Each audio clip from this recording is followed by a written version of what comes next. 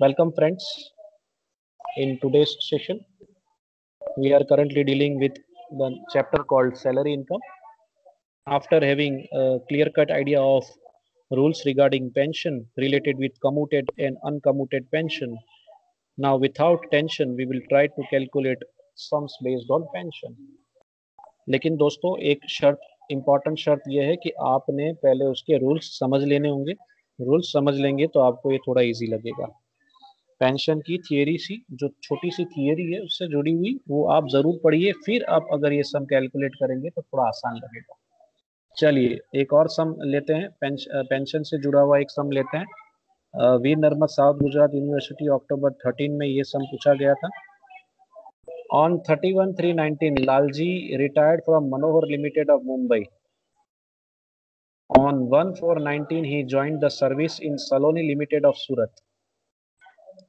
He received gratuity during the service period in Manohar Limited before 31/3/19. ठीक है, चलिए देखिए यहाँ पे एक मिस्टर लालजी नाम के व्यक्ति हैं जो एक कंपनी में से रिटायर हुए। मुंबई की एक कंपनी है, वहां से रिटायर हुए 31/3/19 को। वहां से रिटायर हुए तो फाइनल रिटायर नहीं हुए हैं, दूसरी कंपनी में ज्वाइन किया है। उसके बाद काम चालू ही रखा है, काम बंद नहीं रखा है। मनोहर लिमिटेड छोड़ी, सलोनी लिमिटेड सूरत की पकड़ी, उसमें ज्वाइनिंग किया अगले ही दिन। ही रिसीव्ड ग्रेजुटी, देखो ग्रेजुटी मिला है, ध्यान रखिएगा। He received gratuity during the service period in Manohar limited before 31/3/19। ठीक है, यानी ग्रेजुटी मिला है, शॉर्ट में इतना आपने देखना है। फिर पुरानी कंपनी ने दिया हो या नई कंपनी ने दिया हो कोई दिक्कत नहीं। पुरानी कंपनी होगी तो वही देगी क्योंकि बहुत सालों तक आपने काम किया होगा दोस्तों। चलिए on 1/8/19 he received rupees 1,18,800 as commuted pension from Manohar Limited which was as 60%. 1/8/19 हमारा कवरेज एरिया, 1/4/19 से लेकर 31/3/20 ये हमारा प्रीवियस ईयर है, ध्यान रखिएगा। उसमें ये डेट आ रही है 1/8/19। he received 1,18,800 SCP commuted pension मिला, यानी लम सम पेंशन अमाउंट मिला है पुरानी कंपनी के पास से, और वो 60% मिला है। कितना परसेंट मिला है? 60%, यानी जो मिलना चाहिए था उसमें से 60% मिला है। तो ये लमसम पेंशन की इंफॉर्मेशन यहाँ शेयर की हुई पहले पैराग्राफ में। दूसरे पैराग्राफ में ₹2700 as monthly pension fixed from Manohar limited at the time of retirement. 2700 रुपये और मिले हैं मंथली पेंशन के तौर पे पुरानी कंपनी में से जब रिटायरमेंट किया था तब उस वक्त। तो ये मंथली पेंशन की इंफॉर्मेशन, यानी इस समय आपको कम्यूटेड पेंशन भी दिया है, अनकम्यूटेड पेंशन भी दिया है। आपने करना क्या है, आपने कैलकुलेशन करना है taxable amount of commuted pension and taxable amount of monthly pension. Monthly कह सकते हैं या अनकम्यूटेड कह सकते हैं, या अनकम्यूटेड कह सकते हैं। तो चलिए दोस्तों अब हम वन बाय वन कैलकुलेशन करेंगे। हम पहले taxable amount of commuted pension solve करेंगे, उसके बाद हम taxable amount of monthly pension पे भी आएंगे। So let us have the valuation, let us have the solution number 1. Let us have the solution number 1. So पहले पॉइंट पे चलते हैं। Point 1 a taxable amount of commuted pension. तो इसके अंदर पहले हेडिंग दे देनी है आपने दोस्तों। हमें जो कैलकुलेट करना है वो पहले आपके माइंड में फिक्स होना चाहिए, what you want to exactly calculate. तो हमें फिक्स है taxable amount of commuted pension calculate करना है। अब taxable amount of commuted pension calculate करने के लिए दोस्तों आपके पास जो पहले पैराग्राफ में इंफॉर्मेशन दी उसको आप ध्यान में लीजिए। 1/8/19 को उसको कितना लमसम अमाउंट मिला है? 1,18,800 मिला है, जो 60% के हिसाब से। तो एग्जैक्टली मिलना कितना चाहिए था पहले वो आपको कैलकुलेट करना है। तो चलिए एग्जैक्टली कितना मिलना चाहिए था उस पर फोकस करते हैं। तो चलिए अब सम की शुरुआत करते हैं with various points. Lalji received 60% commuted pension amounted to rupees 1,18,800. इतना पेंशन मिला है, कम्यूटेड पेंशन मिला है लालजी को, और वो 60% है, सिर्फ 60%। तो एग्जैक्टली उसे कितना मिलना चाहिए था उस पर फोकस करेंगे। 100% होता तो कितना मिलता? मेरा फोकस किस पे होगा? सबसे पहले मैं रिसीवेबल अमाउंट ढूंढूंगा। रिसीवेबल सीपी कितना होना चाहिए वो मैं फोकस करूंगा कैलकुलेट करने के लिए। सच में कितना मिलना चाहिए था CP? Total amount receivable at 60% is 1,18,800 100% के हिसाब से कितना होगा, एट 100% कितना होगा? तो सर आंसर आ जाएगा आपका 1,98,000। पेंशन मिला है रियल सेंस में एक्चुअल में कितना, 1,18,800, लेकिन मिलना चाहिए था कितना, यानी रिसीव्ड है ये, एक्चुअल रिसीव्ड, और रिसीवेबल है 1,98,000। तो मेरा फोकस रिसीवेबल अमाउंट पे है। सबसे पहले मुझे receivable amount of CP calculate करना है, जो मैंने किया, ये मेरा पहला स्टेप है। In case of commuted pension, the first step you are supposed to make the calculation of receivable commuted pension as per the information given in the sum। ठीक है, 60% के हिसाब से इतना, तो 100 के हिसाब से कितना सर, इतना आ रहा है। ये डिसाइड हो जाने के बाद मैं आगे एक नोट पकड़ूंगा, नोट में मैं अब आगे का वैल्यूएशन फाइनल करने के लिए एक नोट लिखूंगा, और वो नोट हम देख लेते हैं। आपको यहाँ कुछ डिसीजन लेने होंगे, वो डिसीजन ले लेते हैं दोस्तों। ये नोट खास लिखनी है आपने, अंडरस्टैंडिंग तभी आएगी। ये 1/3 क्यों लिया, हाफ क्यों लिया, ये तभी अंडरस्टैंडिंग आएगी आपको। तो ये नोट खास लिखिए आपकी अंडरस्टैंडिंग के लिए। Mister Lal ji along with CP means commuted pension also received gratuity। सब में बोला था ना कि उन्हें ग्रेजुटी भी दी गई है, तो उन्हें दो दो लड्डू मिले हैं, एक सीपी भी मिला है और एक ग्रेजुटी भी मिला है, दो चीजें मिली हैं, दो रिटायरमेंट बेनिफिट मिले हैं।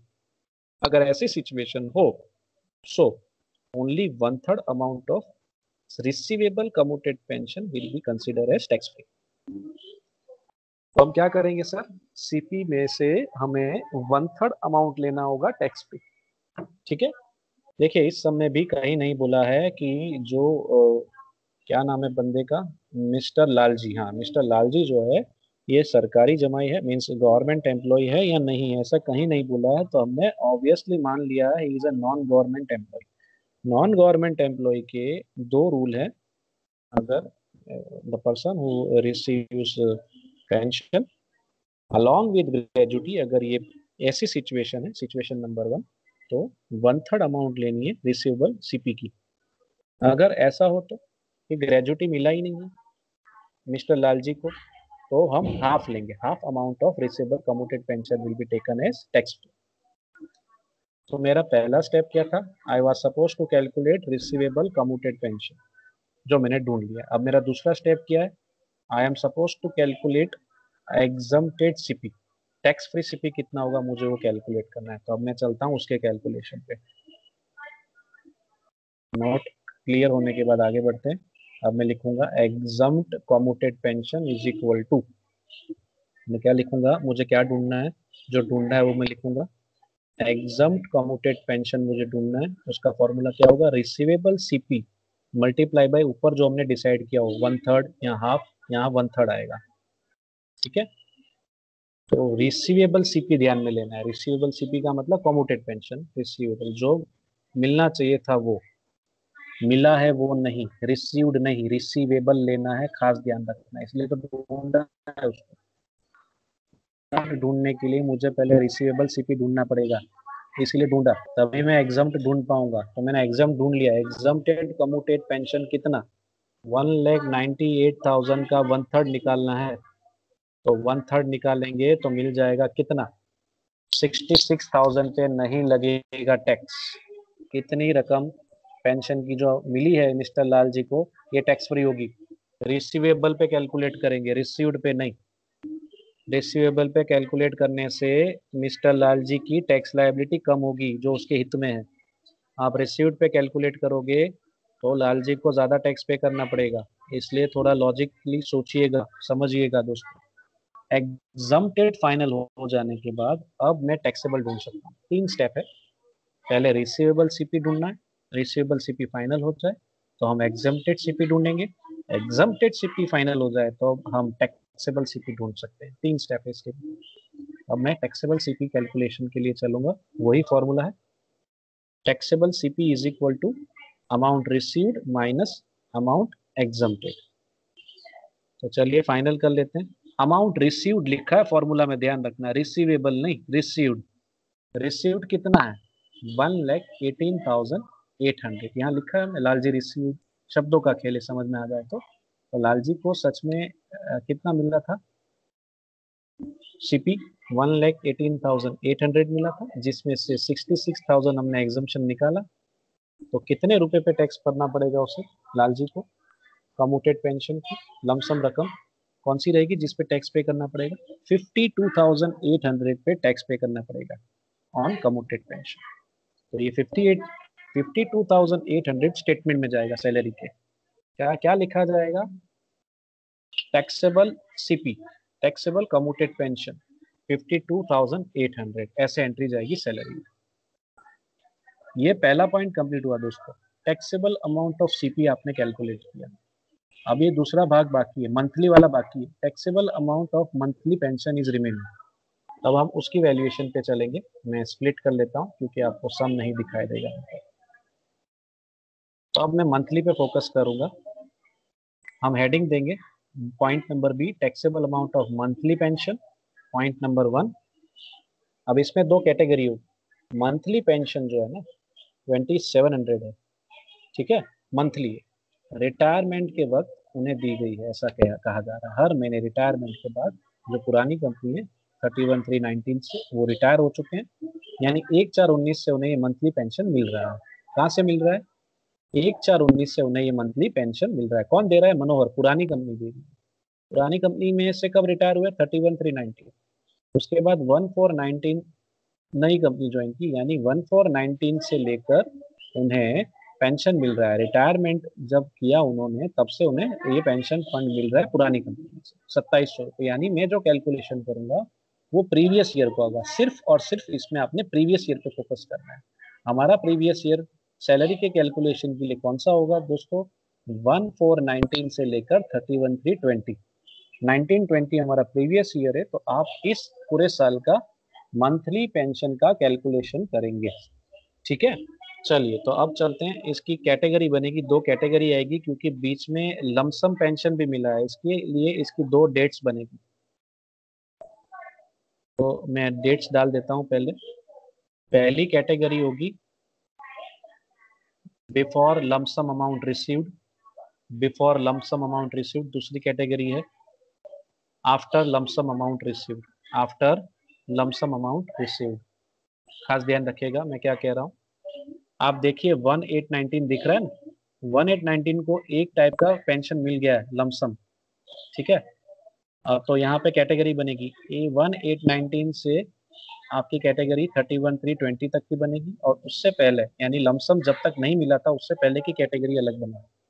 दो कैटेगरी बन जाएगी आपकी, before lump sum amount received and after lump sum amount received. तो कैलकुलेशन थोड़ा अलग होगा, इसके लिए मैंने यहाँ दो कैटेगरी बनानी पड़ेगी आपको इस तरीके से। तो यहाँ कैलकुलेशन कैसे होगा? कितने महीने हुए? ये 1/4/19 कहाँ से आया? पुरानी कंपनी में से 31/3/19 को रिटायर हुआ, उसके बाद उसको मंथली पेंशन मिलने लगा, इसलिए मैंने वहां से ये लिया। और हमने प्रीवियस ईयर का हिसाब देना है सिर्फ, ये भी माइंड में रखिएगा। 1/4/19 से हमारा प्रीवियस ईयर स्टार्ट होता है, वहां से लेकर हमने लमसम अमाउंट जब तक नहीं मिला है तब तक का डेटा लिया। 31/7/19 कितने महीने हुए? 4 महीने हुए। तो 4 महीने का आपने यहाँ पे निकालना है अमाउंट। 4 मंथ्स, एक महीने का कितना? 2700 रुपये। 4 मंथ्स मल्टीप्लाई बाय 2700, तो टोटल कितना हो रहा है 4 महीने का? 10,800। ये अब तक आपको कोई भी पेंशन नहीं मिला है, ये पहला पेंशन है जो मिला है मंथली, तो ये फुल्ली टैक्सेबल है, ध्यान में रखना है। It is fully taxable. Full amount is taxable as commuted pension. क्यों क्यों फुल्ली टैक्सेबल है ये? उसका रीजन है एज सीपी, यानी commuted pension was not received for the first 4 months. पहले 4 महीने तक कोई भी पेंशन नहीं मिला है, और खास करके लमसम पेंशन नहीं मिला है, इसलिए पूरे रकम पे टैक्स पे करना पड़ेगा। 10,800 पे लगेगा टैक्स। ये पहली कैटेगरी हुई which is fully taxable, which is fully taxable, कोई छूट छाट नहीं है, खास ध्यान रखना है। अगली कैटेगरी है 1819 से लेकर हमारा कवरेज एरिया जहाँ खत्म होता है, प्रीवियस ईयर खत्म होता है 31/3/20। कितने महीने हुए पहले वो डिसाइड करिए? 8 महीने हुए। 2700 के हिसाब से चलेंगे, ठीक है। 8 महीने हुए, 2700 के हिसाब से चलेंगे। लेकिन यहाँ एक बात का ध्यान रखना है, यहाँ से आपको लमसम पेंशन मिलने लगा था, 1/8/19 से आपको लमसम पेंशन मिल गया, कम्यूटेड पेंशन मिलने लगा। कितना परसेंटेज मिल गया सर? 60% मिला। मिलना चाहिए था 100%, लेकिन मिला 60%। तो रिमेनिंग कितना हुआ? 40%। तो 40% कितना लेंगे दोस्तों? डिफरेंस लेना है, खास ध्यान रखिएगा।